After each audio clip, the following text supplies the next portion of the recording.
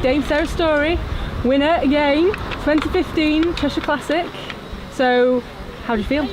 Oh, I'm really chuffed. I can't believe I've won this race solo. I've come out here for a pot around the course, fairly regular basis throughout the year, and I always think, oh, it'd be so great to be able to cross that line solo, having just been away by yourself. Obviously it's hard work, and so today was the day. I'm just really chuffed. So where did you actually make the break this time? On the bypass again. It was a tailwind, but the bypass is just the place where the bunch slows up inevitably at some point, especially now the race is that little bit longer. And so I was just chatting to Katie and Joanna and Gabby and saying, if they bring me back, counter, but I'm going. So it was kind of quite catchable. And off I went, and then before I knew it was 30 seconds, and there was a couple of laps to go, and I was thinking this is doable, and then I knew it would get tactical in the bunch, and if I just kept pressing on, it went out to a minute. Yeah, it's quite obvious that when they were coming around like two laps to go and a lap to go, that they were all across the road, so you knew that the tempo would. Well, your team were doing a good job actually on the front. Yeah, I could see Kira on the front, and it was obviously that she was like monitoring all.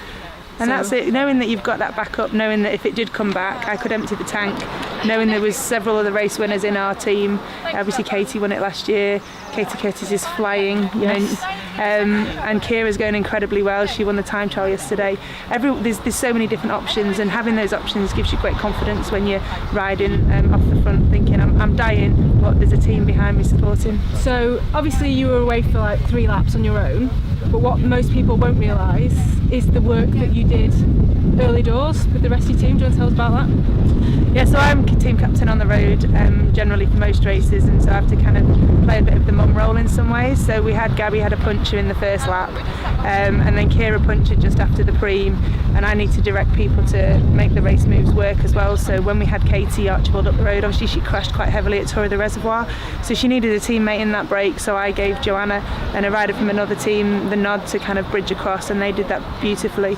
And then I went back for Kira when she punctured and towed her back on, and then had a couple of laps just chilling to see what the score might be, and then saw it was my opportunity to take my turn off the front. So yeah, you kind of just monitoring both ends of the bunch really, the front and the back, making sure I know where everyone is all the time, and making sure I know where every other member of the peloton is all the time, because we know who our biggest rivals are. So that's kind of my role, and there's so many great riders in the team. One of them will take on this role in the future, so if I can do it beautifully, it gives them a good example. I won in 2012 when I was away with Molly Weaver, and she's obviously out being an amazing pro now in Europe. So it's amazing that this race is one of the iconic races on the calendar for the women. It grows every year, something improves every year, and that can't be said for all races. Some races stagnate and they don't get the same, they don't move forward, and this race really moves forward. The standard of the women's race is incredible. So it used to be 2.5 hours for 10 laps, and now it's 2.5 for 12. It's just going so fast. Outside of the national championship, this is the biggest women's domestic event, and it's thanks to the clubs like Weaver Valley who are supporting women's cycling. We obviously get a lot of women watching it and go, could I do that? What would your advice be to them? Get involved, definitely come along. This is one of the biggest races, and we're starting to get longer and longer races. Like the women need bigger and bigger challenges, because the women that are thinking at home, could I do it?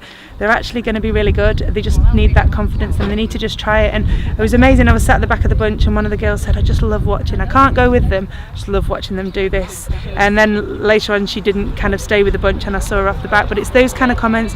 People just enjoy riding in a bunch like this, and the standard of it is just so high. And the women are just calling out for longer and longer races. So this is now 90, 92k. Curlew Cup's a long race, the Nationals is 100k, and then all the other races are a little bit shorter, and we're like, come on, give us long races, we love it. And it's a real positive, and when the riders are putting that demand out there, it's now time for British cycling and the organisers to go, actually, this is amazing, and this will just inspire more and more people.